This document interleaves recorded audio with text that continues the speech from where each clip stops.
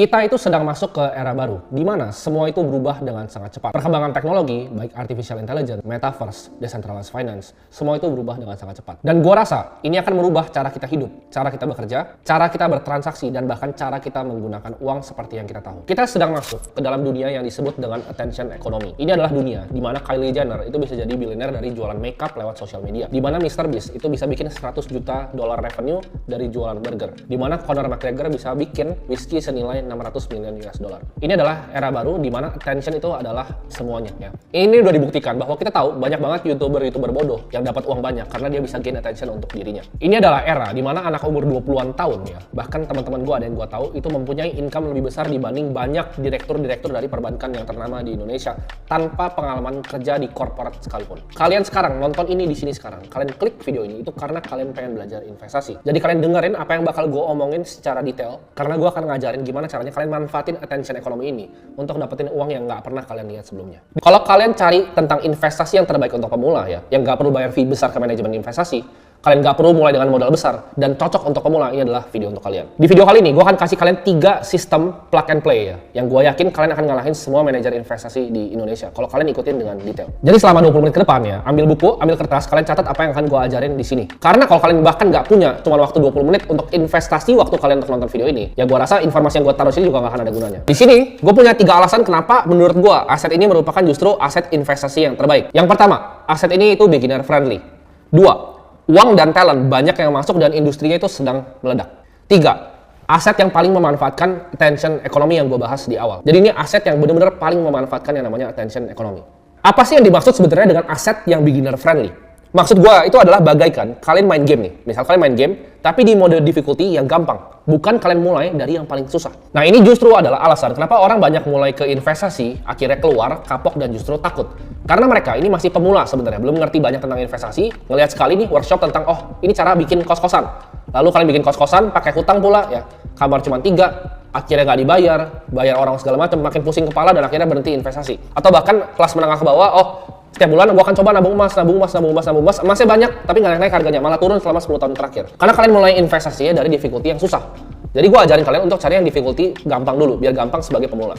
Kalian mungkin tanya, kenapa kan nabung emas bagus, kenapa nggak dapat uang justru? Kalian lihatlah selama 10 tahun terakhir harga emas kemana? Nggak kemana-mana, malah turun ya kan? Belum lagi kalian dicurangin sama toko yang jual emas. Kalian nggak tahu rate emas yang asli berapa, kalian dicurangin, pas kalian beli lebih mahal, jualnya lebih murah ke dia. Jadi banyak hal-hal seperti ini yang kalian harus perhatiin dalam kalian mau investasikan uang kalian. Karena kita cari duit itu susah, jangan cari duit susah tapi hilangnya gampang ya. Tapi jangan salah, di sini gue bukan menjelekkan investor properti kos-kosan atau gue menjelekkan investor emas ya. Dua-duanya tuh bisa cuan luar biasa besar. Tapi ini kita balik lagi, difficulty scale-nya di mana? Gue punya teman yang punya kos-kosan ratusan, cash flow-nya gede banget per bulannya. Gue juga punya teman yang trading di XAU USD itu bisa puluhan ribu dolar per harinya. Jadi ini semuanya bisa, cuman difficulty levelnya di mana? Kalau misalnya kita mau mulai, let's say punya kos-kosan ya kan, bilangnya pakai other people's money, tetap kita butuh uang ya. Untuk apa? Untuk DP ya. Kita butuh uang dan modalnya besar, barrier to entry-nya besar. Jadi sini gua akan cariin kalian aset yang paling gampang untuk mencapai 1 miliar pertama, tapi kita lihatnya secara objektif. Nah baiknya sebelum kita resikokan uang kita yang kita capek-capek kerja untuk dapetin di investasi manapun, baiknya kita evaluasi dulu tiap-tiap asetnya ya. Jadi kita tahu asetnya jeleknya apa, bagusnya apa. Di sini gua akan kasih kalian 8 metode yang gua pakai pribadi untuk evaluasi sebuah aset, yaitu ada liquidity, upside, inflation protection, scarcity, barrier to entry,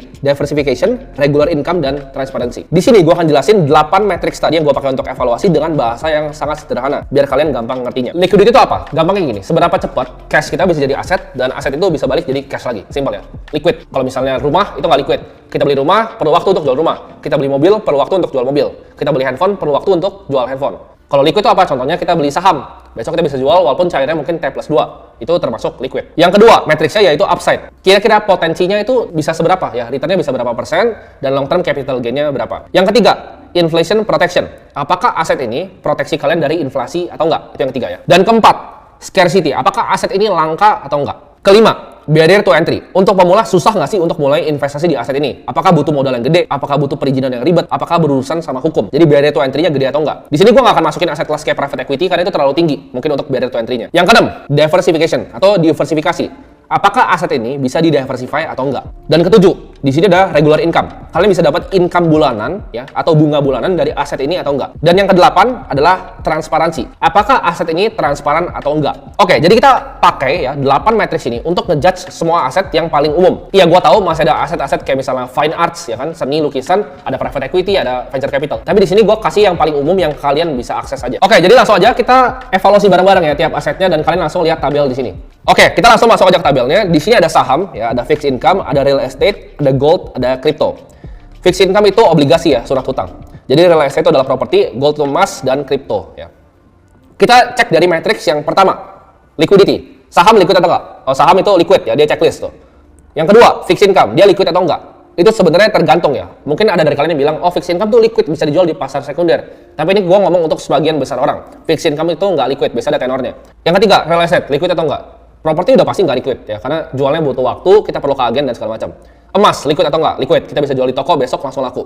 Crypto, liquid atau enggak, kita jual langsung laku, detik ini juga masuk ke wallet kita. Kita lihat dari upside, saham, naiknya bisa tinggi nggak? Bisa, saham bisa tinggi. Fixed income, upside-nya bisa tinggi nggak? Enggak, ya moderate aja. Dia bahkan 7%, 8% tapi fix. Real estate, upside-nya tinggi atau enggak? Tergantung di mana. Gold, upside-nya tinggi atau enggak? Selama 10 tahun terakhir nggak kemana-mana, jadi nggak ada. Crypto, upside-nya tinggi atau enggak? Kita tahu ini adalah aset terbaik selama 1 dekade terakhir ya. Aset pertama yang mencapai 1 triliun US dollar dari market value. Kita lihat matriks yang ketiga ya, inflation protection. Apakah ini bisa memproteksi kalian dari inflasi atau enggak? Saham, apakah bisa? Jawabannya enggak. Fixed income apakah bisa? Jawabannya enggak. Real estate bisa untuk proteksi kita lawan inflasi. Emas bisa untuk proteksi kita melawan inflasi. Kripto bisa juga untuk proteksi kita lawan inflasi. Kalian mungkin ada yang komen, kok saham nggak bisa? Kalian lihat lah, growth S&P 500 lawan M2 money supply ya. Basically itu sama growth-nya. Uang yang di print sama saham itu terbangnya sama. Jadi real cost of capital dari saham itu sama kayak uang yang di print. Di sini kita lihat yang keempat, yaitu scarcity. Langka atau enggak asetnya? Saham, langka atau enggak? Enggak. Itu gue bisa cetak kapanpun. Gue kalau punya perusahaan, TBK gue bisa terbitin saham. Gue bisa right issue. Jadi itu sama sekali enggak langka. 2. Fixed income. Perusahaan manapun ya, mau perusahaan BUMN, perusahaan swasta, itu bisa terbitin surat hutang baru. Jadi enggak scarcity. Real estate, ya, itu bisa didebatin langka atau enggak, tapi buat di sini gue akan bilang langka ya. Kenapa? Karena tanah terbatas ya, cuma diciptakan sama yang maha kuasa, cuma terbatas, jadi orang rebutan untuk beli tanah. Jadi anggaplah terbatas. Emas, kita tahu emas itu punya limited supply, walaupun ada biaya eksplorasi, dia bisa eksplorasi untuk grow supply 2% setiap tahun, tetap gue hitung sebagai langka. Dan kripto apakah langka? Yes ya, karena Bitcoin itu cuma ada 21 juta koin yang pernah akan diciptakan. Di sini kita lihat lagi dari barrier to entry. Saham, gampang nggak untuk beli saham? Gampang. Banyak sekuritas bahkan di bawah 100.000. Jadi gampang masuknya. Fixed income. Nah ini bisa didebatin lagi nih, antara kalian mau masuk pakai reksadana atau kalian masuk langsung straight ke fixed income-nya. Kalau langsung itu biasanya ada minimumnya, ada lumayan gede. Kalian nggak bisa main beli bonds misalnya AAA yang bagus, tapi uangnya sedikit, pasti miliaran-miliaran. Jadi gua akan bilang itu lumayan lah. Real estate, barrier to entry-nya tinggi. Kenapa? Karena modal awalnya besar. Nggak semua orang bisa langsung beli properti. Ya. Kecuali kalian mau ikut equity crowdfunding, terserah. Tapi itu biasa kalian ya dikerjain lah sama yang punya ECF-nya. Gold, ya kita lihat gold. Barrier to entry-nya gampang nggak belinya? Gampang. Bisa beli kepingan kecil-kecil. Atau bahkan digital. Crypto gampang nggak belinya? Gampang. Tinggal buka exchange ya. Jadi kita evaluasi asetnya benar-benar objektif. Nah kita lihat lagi dari sisi diversifikasi. Saham bisa diversifikasi? Bisa.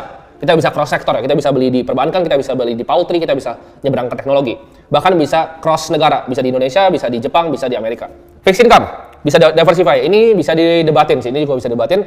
Kalau kita bilang diversify antara kelas obligasinya bisa mungkin ya, yang mungkin AAA sama kita cari yang grade B yang lebih rendah, tapi bunganya lebih tinggi. Kita diversify antara bonds yang benar-benar bagus, government bonds sampai corporate bonds yang junk bonds, itu bisa diversify. Jadi bisa. Real estate ini sulit ya. Karena kalau kalian beli properti biasanya cuma beli satu ya, karena mahal gitu. Kecuali uang kalian udah sultan gitu, kalian bisa diversify across negara. Contohnya, satu beli di Monaco, satu beli di Dubai, tapi itu kan tuh nggak mungkin lah. Kalian nggak nonton video ini kalau kalian bisa kayak gitu. Gold, emas, apakah bisa diversify? Nggak, ya cuma satu emas. Crypto, bisa diversify? Bisa. Kita bisa mau yang metaverse, mau yang DeFi, mau yang store of value, mau yang macam-macam, itu bisa diversify mirip dengan saham per sektornya. Nah, regular income, dapat uang bulanan nggak? Saham, bisa. Cari saham yang ada dividennya, kayak batu bara itu bisa dapat dividen. Fixed income, pasti dapat, karena ya itu tujuannya untuk dapat bunga. 3, real estate ya. Dapat nggak income bulanan? Dapat. Kita bisa punya apartemen, kita sewain. Gold ya. Bisa nggak dapat regular income? Nggak bisa. Ya gold beli emasnya doang. Crypto dapat income bulanan bisa nggak? Bisa, dari staking. Nah, yang seru nih, transparansi. Saham apakah transparan atau enggak? Ya, kalian mungkin tahu jawabannya ya. Kalian aja nggak bisa lihat kode broker, tapi bandar bisa lihat kalian punya. Ya. Ada yang tahu nggak kalian? Kalau trading kalian itu bisa di front run sama sekuritas kalian sendiri. Jadi ini bukan rahasia publik, tapi trade kalian, sekuritas bisa lihat dan mereka bisa front run duluan semua trade kalian. Jadi apakah transparan? Gue nggak yakin.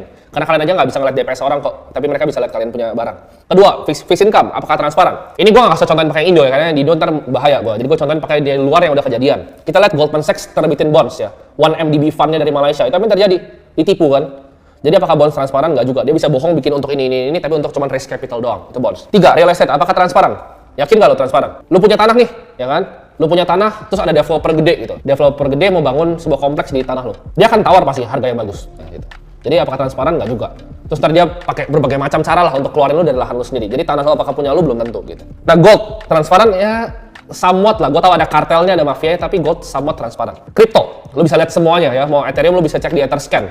Lu mau lihat Bitcoin, lu bisa lihat di Block Explorer-nya. Semua on-chain dan transparan, lu bisa lihat semua transaksinya. Justru orang yang bilang kripto tuh dipakai untuk trafficking orang, dipakai untuk kejahatan ilegal, itu orang paling bodoh. Kenapa? Karena kripto tuh justru paling gampang untuk kalian track, ya. Gampang banget untuk kalian track. Nah, jadi kan dari tabel ini kalian nggak lihat nih kira-kira. Dan kalian tinggal judge sendiri aja. Ini evaluasi gue pribadi, ya. Jadi ini tabel kalian nggak akan ketemu di mana-mana. Karena 8 matrix ini yang gue cari. Karena waktu itu gue ibaratnya dalam pursuit lah. Gue pengen mencari aset kelas yang terbaik untuk diri gue sendiri. Jadi gue ketemu 8 matrix ini dan gue bandingin. Ini tabel yang gue bikin sendiri. Kalian pertanyaan besarnya, apakah gue bikin tabel ini bias? Karena aset gue tuh besar di kripto. Jadi gue jelekin semua aset kelas yang lain. Jawabannya enggak. Gue itu mulai dari saham ya. Gue udah lama banget di saham. Gue udah pernah kenal bandar. Gue pernah kenal sama bos-bos sekuritas, aset management. Gue udah pernah lihat market maker cara kerjanya gimana gitu. Gue udah tahu, kayak misalnya kenapa gue bisa bilang nggak transparan gitu. Kayak contoh kemarin, itu ada saham yang turun, ya kan? Saham market cap besar yang turun. Depannya G, belakangnya O, kalian tebak sendiri. Itu turun tuh, ya kan? Retail kekunci. Contohnya transparan. ARA ARB, ya kan? Itu nggak simetris gimana caranya? Kalian pikir itu nguntungin retail? Enggak, itu buat ngebantai kalian. Justru ARB kecil 7%, itu buat ngebantai kalian biar kena kunci. Gimana caranya bisa keluar dari ARB itu? Kalian pakai sekuritas yang servernya dekat sama bursa. Nah, makanya bisa keluar tuh pakai MG gitu kan. Karena servernya dekat sama bursa efek. Nah, itu hal-hal yang kalian nggak tahu dan gue udah terjun dalam. Jadi, gue ngomong aset-aset ini bukan berdasarkan cuma view dari luar, ya, bukan gue cari di Google, tapi ini pengalaman pribadi gue. Kita ngomong obligasi, ya, gue udah pernah beli obligasi yang miliaran. Gue udah pernah coba trading bahkan obligasi, ya, karena gue kurang suka karena returnnya kecil. Itu preferensi. Banyak yang suka obligasi karena itu aman dan returnnya kecil. Kalau gue nggak suka return yang kecil. Jadi gue bukan preferensi gue obligasi. Kita ngomongin properti. Oke, mungkin kalian yang bilang, oh lu nggak pernah punya kos-kosan, jadi lu nggak tahu internal rate of return. Betul, gue nggak pernah punya kos-kosan. Tapi di sini, kalau kalian mau tanya gue, misalnya, oh cari properti itu gimana? Lu mau main yang gimana? Ya. Mau cari yang capital gain, ini gue bikin workshop properti juga di sini. Kalian mau cari yang capital gain atau kalian mau cari yang dapat income bulanan? Pilih dulu satu-satu. Mau capital gain ya jangan cari yang di Indo. Indo udah nggak mungkin dapat, kalian ke Dubai aja cari capital gain. Kalau mau yang fixed income besar, fixed income daripada kalian beli kos-kosan doang, itu internal rate of return-nya mungkin 13-14%, tapi itu di atas buku.